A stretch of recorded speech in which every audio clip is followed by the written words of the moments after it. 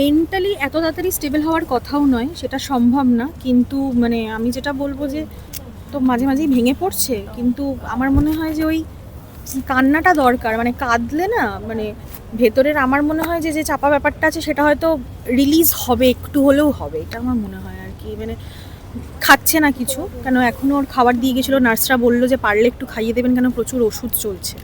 আমরা অনেক চেষ্টা করলাম কিন্তু বলছে না, খেতে ইচ্ছা করছে না, কিন্তু খাওয়াতে পারলাম না। থাকলাম অনেকক্ষণই, আধ ঘন্টা 40 মিনিট পর্যন্ত ছিলাম, তো খাওয়াতে পারলাম না, তো জানি না এখন। কিন্তু শ্বশুরবাড়ির তরফ থেকে একবারও যোগাযোগ করা হয়, মানে করেনি এখন অবধি? তোমরা কোনো রকম কিছু চেষ্টা করেছিলে? নাম্বার নেই তো আমার কাছে। আমি প্রভাবের সাথে সেই রকম জাস্ট টকিং টার্মস, ওর বাড়িতে গেলে দেখা হলো, হাই হ্যালো এরকমই ছিল।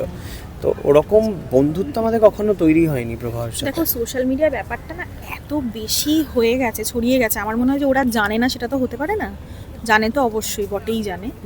তো এবার যখন যোগাযোগ করছে না, তার মানে বুঝতে হবে যে ইন্টেনশনালি হয়তো করতে চাইছে না বলেই করছে না, মানে জানে না বলে করছে না, সেটা মনে হয় না। আমার মা কলও করেছিল, কল রিসিভ করেনি। আচ্ছা, শারকের সাথে তোমরা বন্ধু হিসেবে কখনো আন্দাজ করতে পেরেছিলে যে ভেতরে এতখানি কথা হয়েছিল বা মানে এই আন্ডারকারেন্ট চলছে কি সেটা বুঝতে পেরেছিলে? না, ওর যখনই প্রভাবের সাথে কোনো ঝামেলা হয় তখনই ফোন করে বলতো যে এরকম এরকম হচ্ছে, কি করব। মানে অবভিয়াসলি আমি একটাই কথা বলতাম, যেখানে প্রবলেম হচ্ছে সেখানে থাকিস না।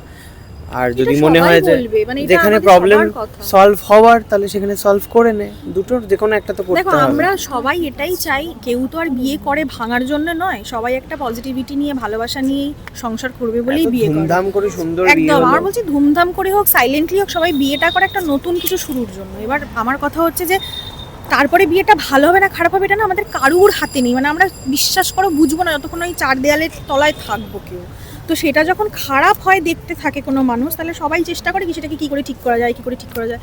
সেই চেষ্টাটার পরেও যখন ঠিক হয় না, তখন আমার মনে হয় কি যে তখন ডিসিশন হচ্ছে তাহলে শান্তি মনে আলাদা হয়ে যাওয়া, এটাই আমার মনে হয়। কিন্তু সেটাতে জীবন নিয়ে আমার মনে হয় জীবনের থেকে বড় কিছু এত কিছুর পরও তো ও বলছে যদি এখনো যদি প্রভাব ফোন করে বোধহয় দেবলীনা বলছে চলে যাবে।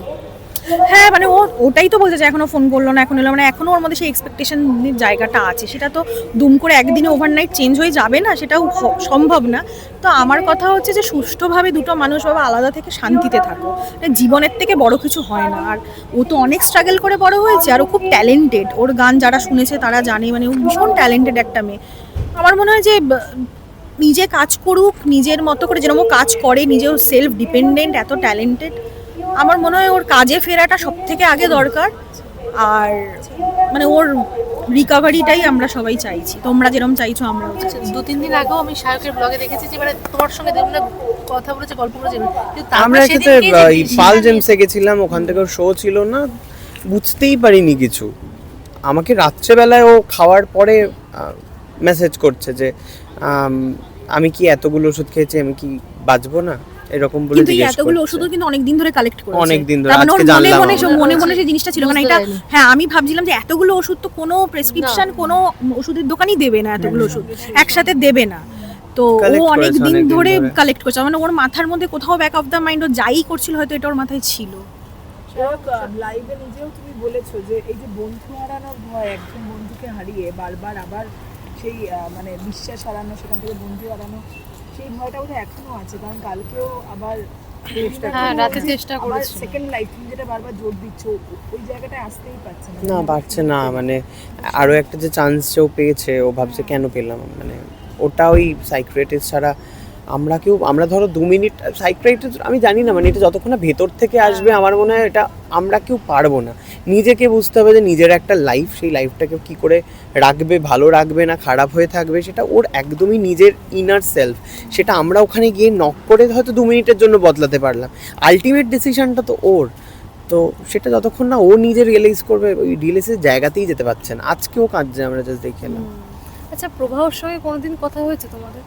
না, আমার আলাদা করে না, নাম্বার যেহেতু নেই তো আলাদা করে কোনো। নন্দিনীর সঙ্গেই দেবলীনার সঙ্গে সরি হ্যাঁ দেবলীনার সঙ্গে থাকায় কখনো কোনো রকম পরিচয় বা কোনো নর্মাল কথা হতো, খুবই নর্মাল, যা আমরা এখানে যাচ্ছি, হ্যাঁ ঠিক আছে আমিও এখানে যাচ্ছি, এরকম টাইপের কথা। কি মনে হতো মানুষকে দেখে তো একটু বোঝা যায়। জানতাম মানে দেবলীনার ধরো কিছু একটা প্রবলেম হলে ও বাড়িতে জানাতো, আর তারপরে যদি আমার সাথে দেখা হয় আমাকে বলতো এরকম এরকম হয়েছে।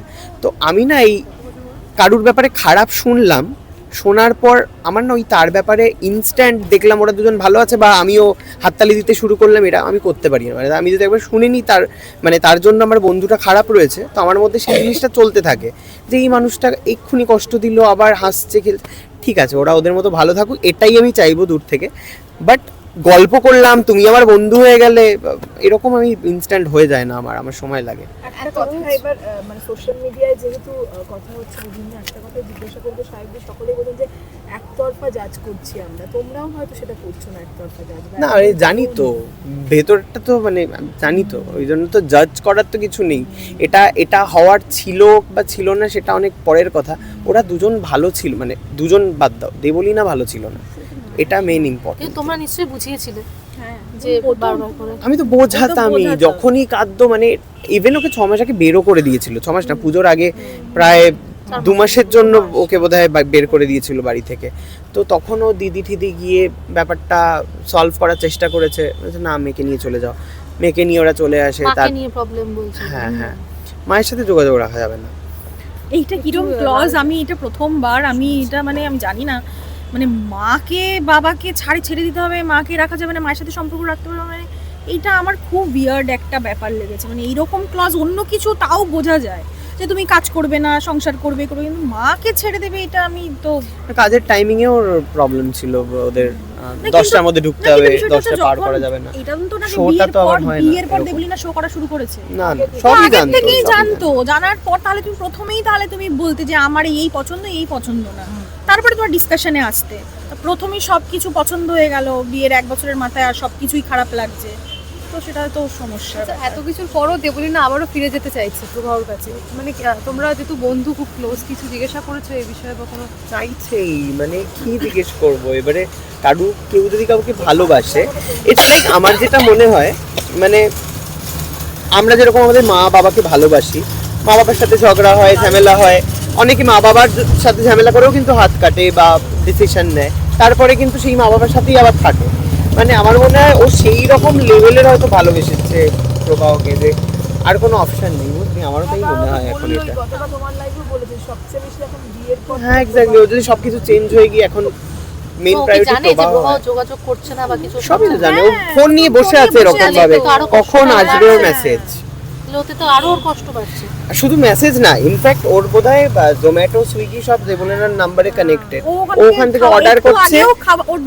আমাকে ধরালো ফোনটা, বলছে যে গেটে দাঁড়িয়ে আছে ব্লিঙ্কিট, অর্ডার করছে, খাচ্ছে, কি বলবো বলো, অদ্ভুত অবাক লাগে। একটা কোনো শত্রুরও যদি কিছু মানুষে শোনে, একবার মানুষ খোঁজ নেয়, ফোন করে, উচিত নয় এরকম করা। একটা মেয়ে পাগলের মতো ওর জন্য ভালোবেসে পড়ে আছে, আর একজন কি করছে আমি জানি না। টলিউডের latest update, gossip and entertainment পেতে সাবস্ক্রাইব করুন শুধুমাত্র সিটি সিনেমা, আর ফলো করুন সিটি সিনেমার Instagram, Facebook, Twitter and ShareChat page.